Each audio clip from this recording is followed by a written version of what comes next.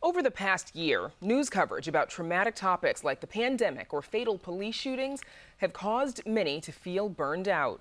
It may be difficult to strike that balance between maintaining mental health and staying well informed. Joining us now with more on how to strike that balance is Candace Norcott, licensed clinical psychologist and assistant professor at the University of Chicago Medicine. Candace, thank you for joining us. So what are you hearing in terms of stress, trauma from police shootings, or pandemic-related news? What are people saying? This is such a timely topic. People are really feeling pulled in two directions. One is a desire to bear witness, and that's really rooted in this: if I turn away, what will I miss? And also, things feel really big, so I feel like this is the way I'm involved. But they're also feeling pulled because they're feeling this sense of what I'm seeing and what I'm hearing is distressing to me. And what we know about trauma is it's not just what happens to our person, right? But it's also, we can be traumatized by what we see, what we hear, the stories, and that's called vicarious traumatization.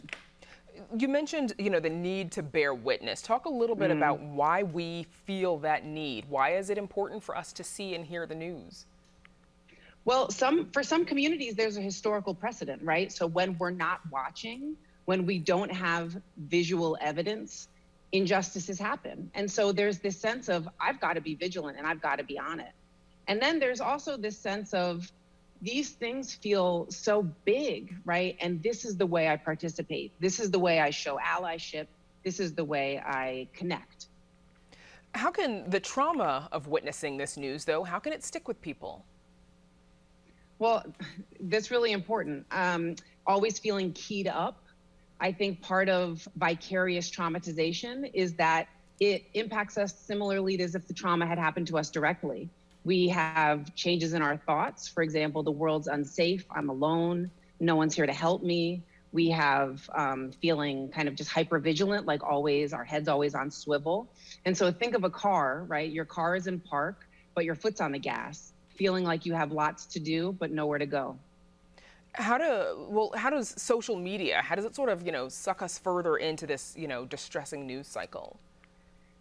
Well, one thing that I talk to my clients a lot about is being intentional, right? And social media takes a little bit of that intentionality away from us. My clients talk about they go to bed at 8 o'clock and 2 hours later, they're still scrolling through their social media because the videos keep looping. And so they're not really having a sense of control over the media that they're consuming. And so often it's images, stories, anger, other people's emotional experience and expression. And it's hard to turn the volume down, turn the gauge down when that's the way you're consuming your news. What do you recommend to create the balance, between staying informed but not consuming so much that it stresses you out and you're then experiencing that vicarious trauma you talk about? That's a great question. And it's back to that word intentional. I really encourage people to be intentional with how they consume their media. So for some people, they're getting ready in the morning and the TV's just on in the background and it's just running. And so you're taking information in. Maybe you're seeing images that you weren't really prepared to see right before you have to do a big presentation. Or if you're a therapist, before you have to go and listen to other people's stories, right? And so being intentional means, before I'm going to sit down and watch news because I want to be aware of what's happening, but I'm going to do it not before bed. I'm going to do the 5 o'clock news. Or maybe it's not going to be the news. Maybe it's going to be the news on the radio and you change the medium by which you take it in, because sometimes hearing versus seeing and hearing allows you to feel like you have a little bit more control on what you're consuming. So I really, really try to encourage people to be intentional. To that end, can, the more visual news, like videos, can that be more triggering for people? It absolutely can. It absolutely can. And again, when things are coming up on the screen, you don't know what's going to come up next, right? If the next video is coming up in your feed, or if you're watching the news and maybe now they're going to jump to a story about a war, right? You don't know what images.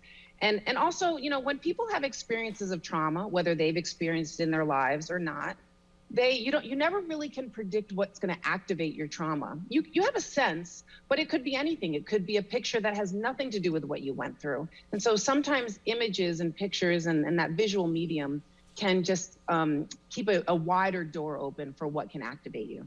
What advice do you have for people who are dealing with anxiety around all of this? The biggest thing that I have is to lean into your social supports. So often people kind of sabotage themselves and they say, oh, I don't want to burden other people, or I don't want to be a downer. And so they're cutting off one of our most powerful assets when we're thinking about coping.